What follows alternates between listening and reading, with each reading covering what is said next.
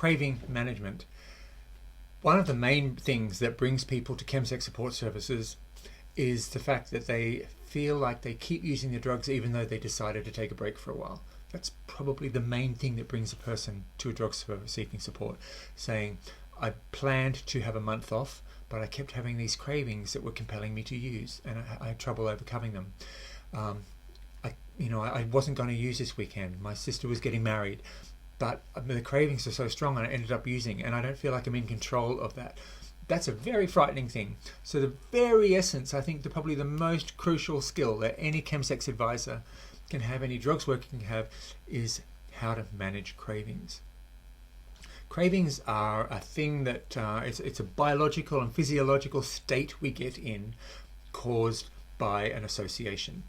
It's kind of like if you've lost a loved one, a family member, and then whenever you see their picture, whenever you get a memory of them, or you go to a place where you used to have fun with them, and that memory comes and it hurts, and you're in this awful place where your mood changes and your perspective changes. Cravings can be a bit like that, and they are caused by a biological neurochemical thing. And when you do drugs repeatedly by habit, our brain and body our cells remember the cycle of use. It remembers it, and because it's connected to dopamine and adrenaline, fight or flight, survival, sex, pleasure seeking, reward, arousal, all these really important biological functions like arousal, pleasure seeking, and pleasure. These are things that help our species survive. So when you do drugs repeatedly, it's tapping into those things. So when you decide to take a break from doing chems, your brain is telling you no, keep using them, and your body is going to tell you keep using them. That's what a craving is.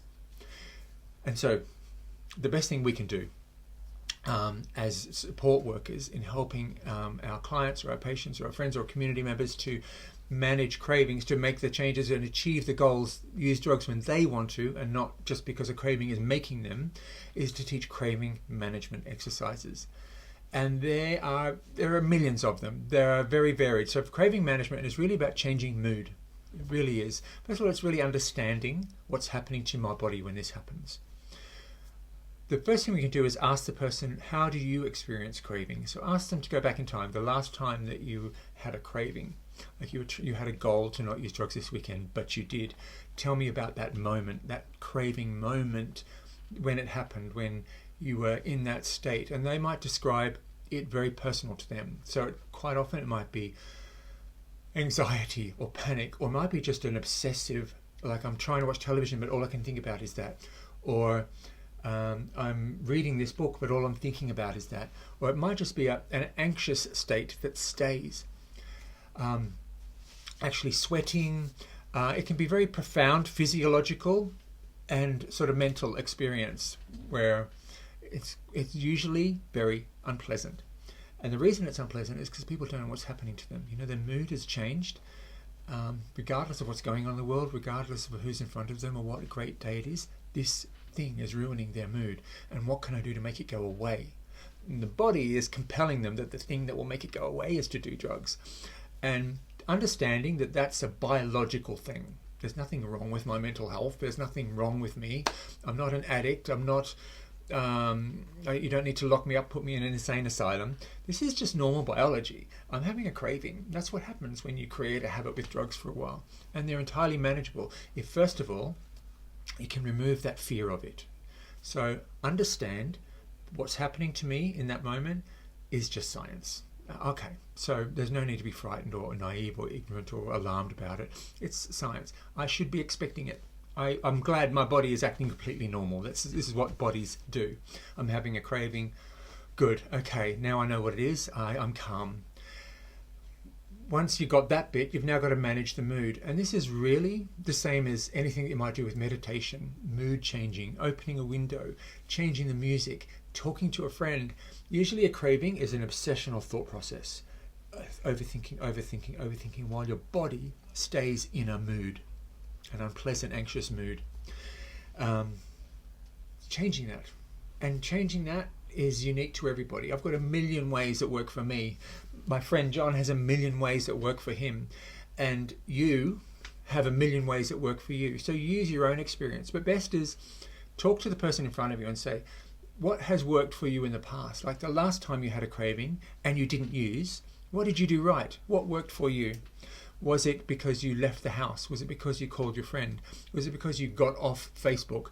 Was it because you stopped scrolling on Instagram and looking for likes? Was it because you maybe you had a wank and that sort of make the horniness go away? Maybe it's about having a hot drink. Maybe it's about having a shower. Maybe it's about meditating. But certainly there are a million ways that we can alter our physical state and make a craving go away. And that's a skill that takes time. As any meditator will tell you, you don't learn it overnight.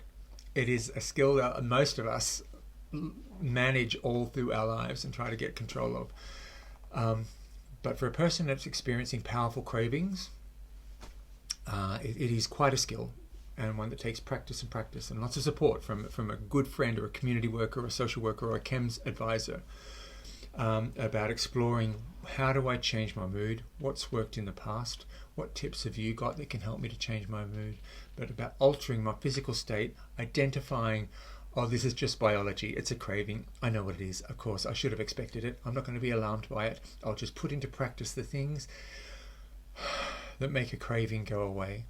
And then when a person is making a decision or a choice about whether to use drugs, and it's not born of a craving, they have their agency back. They are making their own choice, born out of thinking, reflecting on the past, seeing patterns of behavior, thinking about what they want to happen in the week ahead, and being able to make that decision is one with agency. But when a person is being forced to make a decision born of a craving, it's very frightening and very unfair. So the best thing we can do is give a person the skills